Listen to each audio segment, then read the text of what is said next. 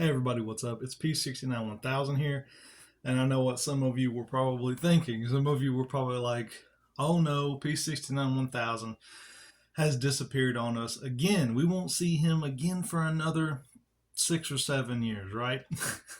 No, I apologize for that. I had some phone issues. My other phone was about 3, 4 years old, so it was about time for it to kind of give out. They usually only last me, 3 or 4 years. So my old phone gave out. It completely stopped working. It wouldn't even turn on anymore. So I had to transfer everything from that phone to this phone. This is a new phone. And you guys know how it goes. I had to log into all my stuff again, my YouTube's account, everything. So that's why it's been almost a month, maybe a little over a month, since I've made a video. Now that I've got everything settled and I lost my editing app too that I use to edit videos. So I have another editing app. It's the same software I used on my other one, but I have another editing app on this phone. Hopefully, this will go off without a hitch here, I'm hoping. So now that everything's back, I've got my phone in order. I'm logged back into my account finally.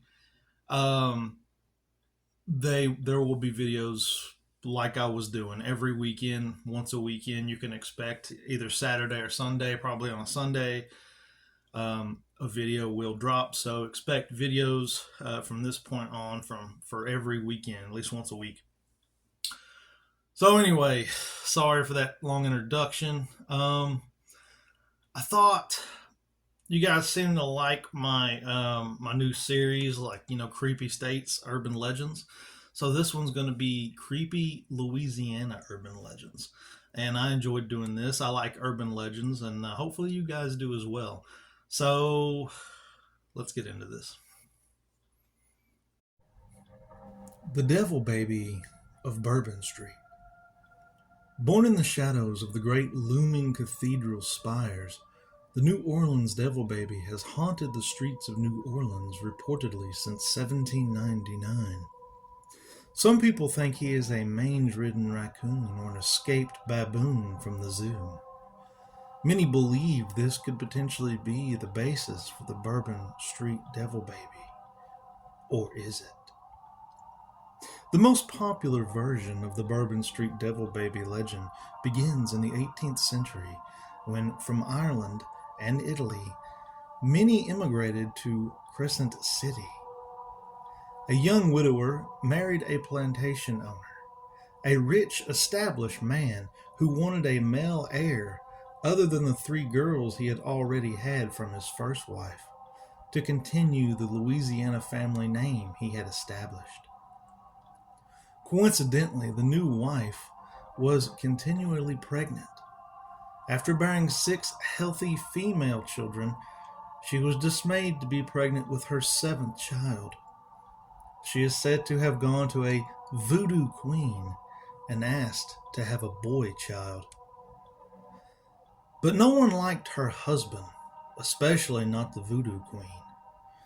So she cursed the unborn child, declaring a preference to bear the devil's child or son rather than another girl. Apparently, her wish was granted, as the new child had horns, red eyes, cloven hooves, claws, and a tail. The horrific newborn proceeded to eat the neighbor's children and was locked away in the attic, where his parents held him captive. Before escaping from the attic to begin its reign of terror over the city of New Orleans. The Devil Baby's birthday is said to be on Mardi Gras Day. The Casket Girls. They arrived in 1728. The port of New Orleans was busy with activity. The shouting of men, the stamping hooves of the horses, the scraping of boxes as the ships were unloaded. For the group of young women aboard the ship, La Nouvelle Orleans was a taste of the forbidden. of the unknown. The women were ushered down the wooden plank onto the solid ground. To their chest, they each clutched a coffin shaped casket, or small chest, that held all of their belongings. After nearly 6 months traversing the rough waters of the Atlantic Ocean, the young women were eager to make their arrival. Eager, and perhaps also a bit nervous about their welcome. Handpicked by the Bishop of Quebec on order of the French king, the young women were all appropriate age and background. On their agenda was only one thing: to make a good match and marry one of the French colonists inhabiting the budding Louisiana colony. Upon the sight of them, however, rumors began to circulate throughout the town. Pale, the Frenchmen all muttered to themselves as they spotted the women meant to become their brides. So very pale were the girls that their skin reddened and blistered within moments of enduring the hot subtropical sun. Clutching their casket-shaped chests in tight grips, the young woman Phyllis Allais Cassette, also they became unknown, were brought to their new home. Until their respective marriages, they were to remain under the care and the protection of the Ursuline nuns. The fate of the girls was not expected, however. The local men had gravely disrespected the women, and some were placed into unwanted marriages, only to be mistreated by their husbands. Others, upon finding themselves alone and unwanted, were forced into prostitution. The French king had had enough. He demanded the girls return to France. The sisters of the Ursuline Covenant then took the casket-shaped chest that had once carried everything the girls had owned and climbed the steps to the third floor of the coven at 1112 Rue Chartres. Up until this time, the windows and door to the third floor had always been sealed shut, and they remained so at that time as well. But a short time later, when the nuns returned to the third floor, they found that the chests were completely empty. They spared no section of the third floor during their search through the belongings were never recovered. Fearing that the young women might have been something other than what they said they were, the Ursuline nuns spared no expense in making sure that nothing ever left that third floor space. The doors were bolted shut. The nails to the windows were blessed by the Pope himself and locked in place. The whispering began anew, but this time they added one more word: vampire. In 1978, two paranormal investigators seeking answers to whether the girls had in fact been vampires camped out directly in front of the old Ursuline Covenant at 1112 Chartres Street. They'd been previously kicked off the property itself for loitering, but decided to stay the night and see if they experienced anything right outside of the walls themselves. The hours passed, trickling minute by minute. So slow was it that sleep overtook them, and in their slumber they failed to notice the third floor shutters, the same ones which had been locked shut by the blessed nails, open and shut, open and shut. The recording cameras whirled to a stop as the scene faded to black. The next morning, the bodies of the investigators were found. Their bodies had been torn open, ravaged as if by the claws of an animal, their bodies drained of blood. The Black Panther of Louisiana. While the state government of Louisiana would have you believe there are no panthers in the state of Louisiana, many residents of the state are not convinced. There have been many reported sightings of black panthers in the state since 1987. Many people believe the zoo once lost two panthers, a male and a female. Many believe the panthers had offspring that now rule the woods and swamps of Louisiana. Many livestock killings and claw marks on trees would suggest there are big cats in the area. However, whether or not it is a family of black panthers is up for discussion, but many people will tell you to be on your guard in the woods and keep on the lookout for the black panther of Louisiana. The Honey Island Swamp Monster. The first claimed sighting was in 1963 by Harlan Ford, a retired air traffic controller who had taken up wildlife photography. After his death in 1980, a reel of Super 8 film showing the creature was found among his belongings. In 1974, Ford and his friend Billy Miles claimed to have found unusual footprints in the area, as well as the body of a wild boar whose throat had been gashed. Today, the creature is still purported to inhabit the swamp and the bayous along the Pearl River. Local lore tells of a train crash that occurred near the swamp in the early 20th century, in which a traveling circus lost chimpanzees who adapted to the environment and offer a potential explanation as to the creature's origins. The creature is commonly described by alleged witnesses as large, bipedal humanoid, about 7 feet tall, covered with gray hair, having yellow or reddish eyes, and accompanied by a pungent odor. Other local names for the creature include the Louisiana Wookiee and the Thing. The Voodoo Queen of New Orleans. The legend of Marie LeVay runs deep through the veins of New Orleans. The voodoo priestess was believed to have been born free in the French Quarter of New Orleans, Louisiana, about 1794. The daughter of a white planter and a free woman of color. During the mid-19th century, the city pulsed with crowds, commerce, and an undercurrent of secret power. The source of this power was the voodoo religion and its queen, Marie LeVay. She was worshipped and feared by people of all different skin colors and religions.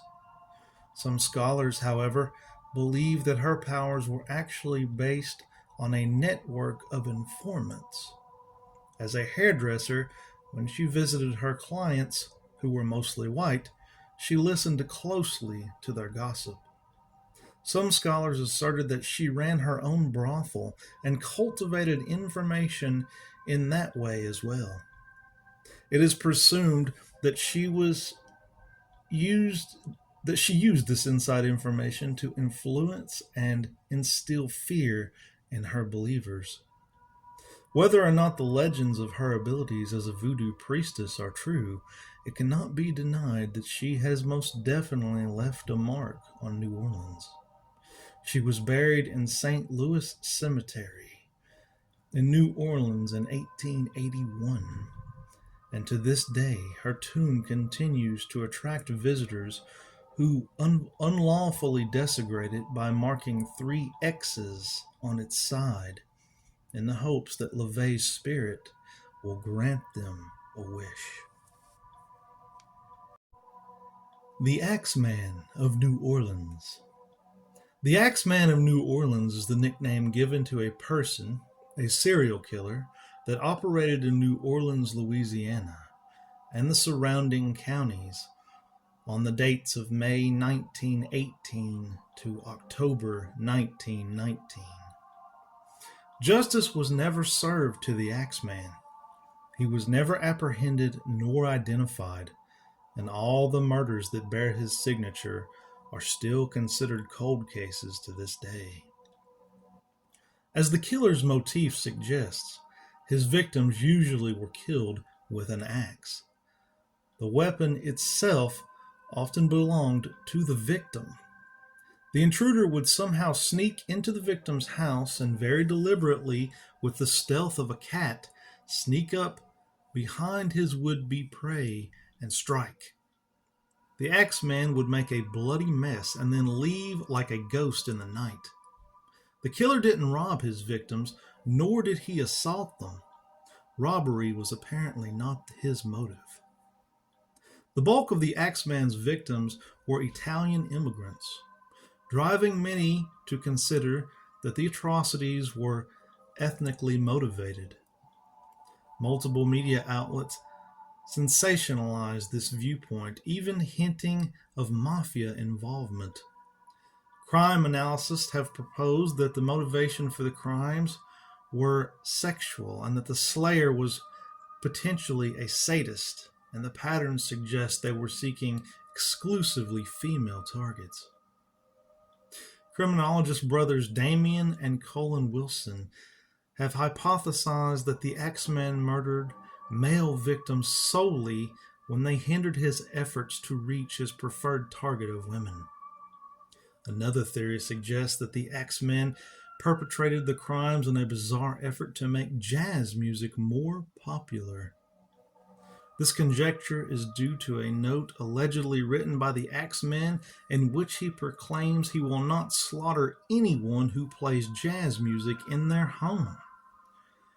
With no satisfying ending to this crime spree, the hideous killings stopped just as mysteriously as they had commenced. Although these killings have ceased to take place since 1919, many in New Orleans still fear the Axeman. Haunting at the Spanish Moon. Definitely cannot go wrong with the Spanish Moon in Baton Rouge. Whether it's for great music, stiff drinks, or sociable company, spirits flow freely at this old neighborhood establishment in more ways than one. The building was initially constructed in the 1880s as a firehouse. During the infamous 1918 flu pandemic that killed roughly 20 million people worldwide, the location served as a makeshift morgue for the many that had succumbed to the deadly illness. From then on, history is a bit cloudy in regards to what the establishment was actually used for. Some say it became a feed store, while others remember a thrift store being located here. One fact that most people can agree on is by the 1970s, the once fire station had become a literal flop house.